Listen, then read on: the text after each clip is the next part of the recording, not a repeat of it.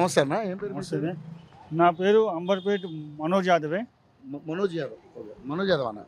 తెలంగాణ రాష్ట్రంలో దేశంలో మొత్తం కూడా ఇప్పుడు ఎంపీ ఎలక్షన్స్ జరుగుతూ ఉన్నాయి. మరి ఏంటి మీ ఉద్దేశం ఎలా ఉంది? ఎందుకంటే మనకి తెలంగాణకి ఇప్పుడు 17 ఎంపీ స్థానాలు ఉన్నాయి. ముఖ్యంగా మనం ఇప్పుడు సికింద్రాబాద్ కాన్స్టిట్యున్సీలో ఉన్నాం. మరి సికింద్రాబాద్ కాన్స్టిట్యున్సీకి ఆల్రెడీ కిషన్ రెడ్డి గారు ఎంపీగా ఉన్నారు. సో మరి ఈ 17 సీట్లలో ఏ పార్టీ ఎన్ని సీట్లు గెలుచుకునే అవకాశం ఉంది? దేశంలో ఎవరు అధికారంలోకి వచ్చే అవకాశం ఉంది? నేను సికింద్రాబాద్ పార్లమెంట్ గురించి మాట్లాడుతాను. చెప్పండి.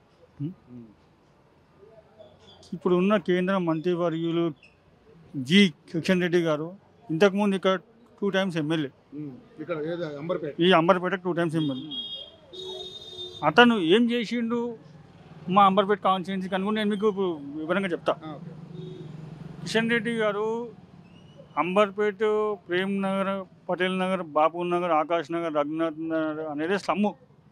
ఇది మంచి మాస్ ఇది కాలనీ ఇవన్నీ కాదు, ఇదంతా మాస్. దీంట్లో ఆయన స్కూల్ కట్టించింది, ఒక గవర్నమెంట్ స్కూల్. కేంద్ర మంత్రివర్గులు కిషన్ రెడ్డి గారు ఒక గవర్నమెంట్ స్కూల్ కట్టించారు. దాంట్లో ఇప్పుడు దాదాపు ఒక 3 నుంచి 4,000 మంది గరీబ్ పిల్లలు చదువుతున్నారు. అది చాలా మంచి పనిగా. ఇప్పుడు గరీబోళ్ళకు స్కూల్ ఫీజు కట్టే తప్పింది కదా, అట్లా ఒక 3-4 స్కూల్ కట్టించింది. ఇప్పుడు ఇక్కడ కరెంటు సబ్ స్టేషన్స్ కూడా చాలా చిన్నగా ఉండే, దానికి ఒక 3-4 కరెంట్ సబ్ స్టేషన్స్ కూడా యాడ్ చేయించారు. ఇప్పుడు దీనికి ప్రేమ్ నగర్కి ఒకటి నాలా ప్రాబ్లం అనేది ఉండే. ఇక్కడ ఓల్డ్ ప్రేమ్ నగర్లో నాలా ప్రాబ్లం ఉండే.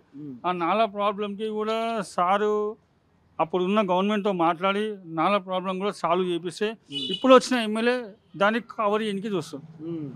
ఇప్పుడు వచ్చిన ఎమ్మెల్యే కాళేరు వెంకటేష్ మంచిగా ఉన్న రోడ్లు తీసి వేస్తుంది, మంచిగా ఉన్న డ్రైనేజ్ లైన్ తీసి కూలగొట్టి మళ్ళీ రోడ్ వేస్తుంది. ఎందుకు? అమౌంట్ వేస్టే కదా అంత.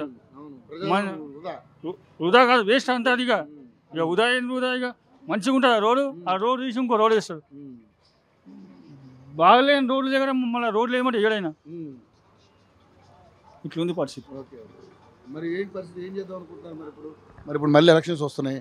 మరి కిషన్ రెడ్డి గారు సికింద్రాబాద్ కాన్స్టిట్యున్సీకి ఆల్రెడీగా బీజేపీ నుంచి ఎంపీ క్యాండిడేటు, అదేవిధంగా కాంగ్రెస్ నుంచి దానం నాగేంద్ర గారు, అదేవిధంగా టీఆర్ఎస్ నుంచి మన పద్మారావు గారు. ఈ ముగ్గురులో ఎవరికి మధ్య పోటీ ఉండేటట్టు ఎవరికి గెలిచే అవకాశం ఉంది? అంతా మోడీ వేవ్ నడుస్తుందండి. ఇప్పుడు క్యాండిడేట్ నుంచి కాదు, మోడీ వేవ్ అంతా. అయోధ్య రామ మందిర్, జై శ్రీరామ్. క్యాండిడేట్ ఎవరైనా కానీ మోడీ వేవ్లో కిషన్ రెడ్డి కాదు, ఎవరైనా గెలిచిపోతారు కదా బీజేపీ నుంచి పక్కా. అది ఎంత రావచ్చు మెజార్టీ కావండి, ఒక 25,000 నుంచి 30,000 రావాలి. ఎందుకంటే ఉన్న క్యాండిడేట్ కూడా నాట్ ఏ జోక్. ఇప్పుడు పద్మరావు గారు కూడా సీనియర్ లీడరు, టీఆర్ఎస్ స్థాపించినప్పటి నుంచి ఆయన ఉన్నారు. ఆయన 3 times ఎమ్మెల్యే. ఆయనకు కూడా ఒక మంచి పేరుంది. సికింద్రాబాద్ పజ్జన్న అంటే ఎవరైనా గుర్తుపడతారు. ఇప్పుడు ఖైరతాబాద్ ఎమ్మెల్యే, ఇప్పుడు ఉన్న ప్రజెంట్ ఎమ్మెల్యే దానం నాగేంద్ర, ఆయనకు కూడా మంచి పేరుంది. ఆయనకు ఒక రౌడీగా ముద్ర ఉన్నా కూడా ఆయన అక్కడ ఉన్న ఆయన ఎంబర్ ఉన్న కార్యకర్తలు కూడా ఆయన బాగా హెల్ప్ చేసుకుంటూ, కాబట్టి ఆయన కూడా నాట్ ఏ జోక్ క్యాండిడేట్. ఎవరికి ఉన్న ఈ ముగ్గురు ఇట్లా ఎలక్షన్ అనేది చాలా టైట్ ఉంటుంది, చాలా టఫ్ ఉంటుంది. ఎవరు గెలిచినా 25,000 30,000 లోపలనే గెలవాలి.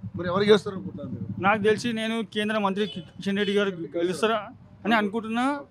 పక్కా ఆయనే గెలుస్తారు, 100% ఆయనే గెలుస్తారు. Thank you.